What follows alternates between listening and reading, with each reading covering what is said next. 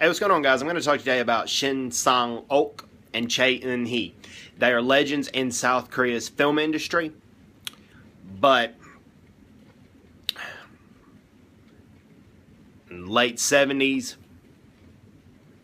and all the way into the early 90s, they lived in North Korea because they were kidnapped. They were kidnapped by North Korean agents. The first one to be kidnapped by North Korea was Choi Eun-hee. She was a legendary actress in South Korea. She had acted in over 75 films in South Korea. She even directed a few of her own films. But her career was winding down. She had been acting for 27 years. She had starred in over 75 films. So her career was winding down. But she gets a call out of nowhere by a guy identifying himself as Wang Dong-il, and told her to go to Hong Kong and she would have a chance to be a director in Hong Kong. So she gets to Hong Kong, she meets him, he takes her to all the best restaurants, all the best hotels, all the best places in Hong Kong. And he says, be at the harbor at 10 a.m. sharp the next day. And about midway through her journey, they tell her she is headed to North Korea to be a film star for Kim Jong-il. Okay. She was married to Shin Sang-ok at that time. She was married to Shin Sang-ok. Not at that time. They had divorced. Shin Sang-ok was a filmmaker, and he had actually won Best Picture in the 7th Annual Asia Pacific Film Festival. On May 16, 1962, he directed a film called The House Guest and My Mother, and that was a big hit in South Korea, and it won Best Picture at the 7th Annual Asia Pacific Film Festival. South Korean President at the time, Park Chung-hee, he was in attendance at that film festival. And Shin Sang-ok went to Hong Kong. He went looking for her because he still had affections for Choi Eun-hee. They still had affections for each other, but they had divorced. They'd been married for 22 years. And he went looking for her. But when he gets to Hong Kong, he gets kidnapped by North Korean agents. Okay?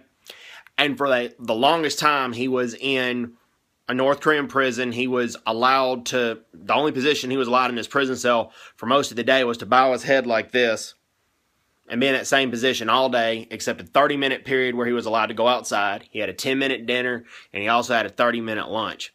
So at one point, he was going on a hunger strike, and he almost died from the hunger strike in May of 1982.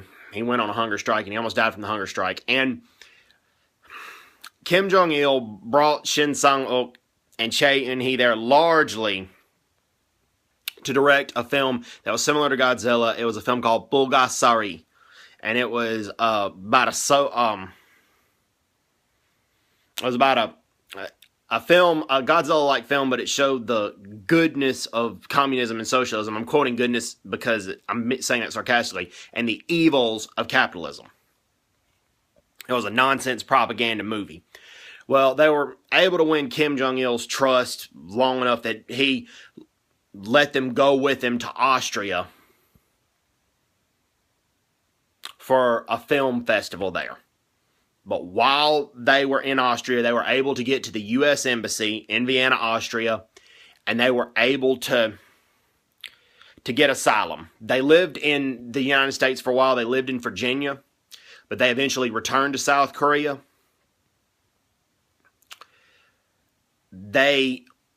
When they first got to the U.S. Embassy, the embassy officials noticed people standing on an Austrian public road right across the street from the embassy.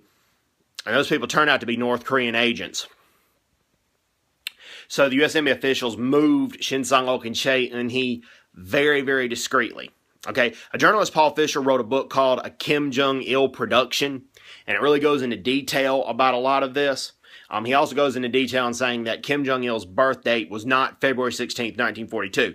It was February 16th, 1941. The only reason North Korean officials said it was in 1942 is because his father, Kim Il-sung, was born April 15th, 1912, and they were trying to say there was an exact 30-year difference, which there wasn't. Kim Jong-il was born in February 16th, 1941 in Kharbask, Russia. near the Karbask Infantry Officer School. This is back when Kim Il-sung's Russian language skills were better than his Korean language skills. He was not born in Bakdu Mountain in North Korea. That's a symbol for, it's a big-time major symbol for all Koreans, but he was not born in Bakdu Mountain. He was born in Karbask, Russia.